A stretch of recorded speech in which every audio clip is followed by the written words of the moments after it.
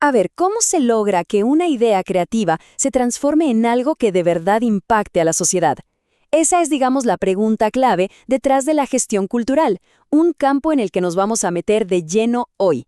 Es esa disciplina que se encarga de construir puentes entre el arte y la gente, y créanme, es mucho, mucho más compleja de lo que parece a simple vista. Bueno, para empezar, arranquemos con una pregunta que parece súper simple, pero que es todo lo contrario. ¿Qué es exactamente la cultura? Piénsenlo un momento. Los investigadores han identificado más de 100 definiciones diferentes. Eso ya de por sí nos dice algo fundamental. Acá no hay una única respuesta correcta.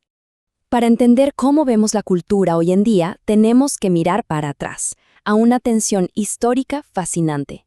Por un lado teníamos a la Ilustración, que se imaginaba una cultura universal, casi como una escalera en la que Europa estaba en lo más alto.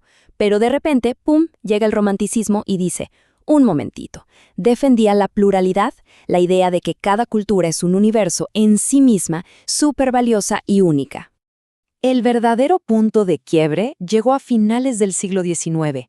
Un antropólogo, E.B. Tylor, lanzó una definición que literalmente cambió las reglas del juego.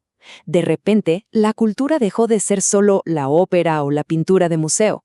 Pasó a serlo todo. Nuestras creencias, las leyes, las costumbres, o sea, el tejido completo de nuestra vida en sociedad. Ok, con esa base ya más clara, peguemos un salto hasta el presente.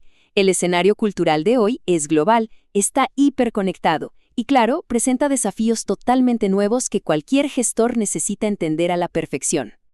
Y en este escenario global hay una palabra que escuchamos hasta en la sopa: multiculturalismo. Pero, a ver, ¿qué significa de verdad? Se suele interpretar bastante mal. Así que vamos a desmentir rapidito 4 mitos muy, muy comunes sobre lo que no es el multiculturalismo. Mito número 1. Creer que se trata únicamente de defender a las minorías. El problema de verlo así es que puede terminar levantando muros en lugar de tender puentes, o sea, nos lleva a la fragmentación, no a una interacción real. Segundo, no es una actitud de dejar hacer, como si cada cultura viviera en su propia burbuja sin tocarse con las demás. Esa falta de interacción, aunque parezca increíble, no soluciona los conflictos, sino que muchas veces los mantiene vivos. Tercero, que está muy ligado al anterior. No es una simple coexistencia indiferente. No alcanza con que distintas culturas estén una al lado de la otra sin molestarse. Que no haya conflicto no es lo mismo que tener un diálogo que nos enriquezca a todos. Y cuarto, es un error garrafal pensar que el multiculturalismo es un movimiento antioccidental o antimoderno. Su objetivo no es rechazar nada, sino construir algo más complejo, algo que nos represente a todos. Entonces, si no es nada de eso, ¿qué sí es? Bueno, una sociedad multicultural es aquella donde las diversas culturas no solo están juntas, sino que están en constante comunicación e intercambio. La palabra clave acá, y quédense con esto, es interacción. Y por supuesto, la globalización puso todo esto en modo turbo. Pensemos un segundo en cómo cambió todo. Ahora la cultura nos llega a través de pantallas, la consumimos desde el sofá de casa y estamos mucho más influenciados por mensajes globales que locales. Esto, incluso, ha redefinido quién paga por la cultura y quién la crea, mezclando los papeles del Estado y del sector privado. Justamente en este lío, en este escenario tan complejo y movido, es que se vuelve indispensable un nuevo tipo de profesional, y está acá, justo acá, donde entra en escena la gestión cultural. Ojo, que esta profesión no es que apareció de un día para el otro, ha ido evolucionando. Al principio teníamos animadores, que buscaban despertar la creatividad local. Después vinieron los administradores, con una cabeza más de negocios.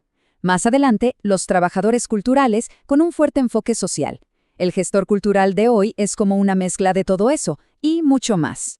Y acá llegamos a una paradoja que me parece fascinante.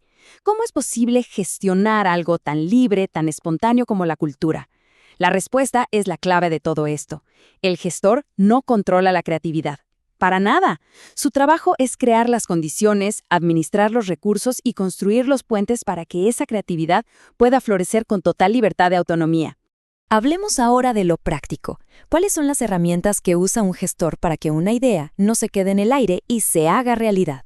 Una herramienta fundamental es entender la política cultural, que nace de una tensión supernatural. Piénsenlo.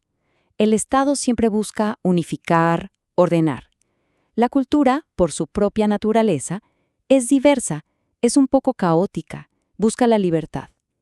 El arte de la política cultural es justamente encontrar un equilibrio en esa balanza.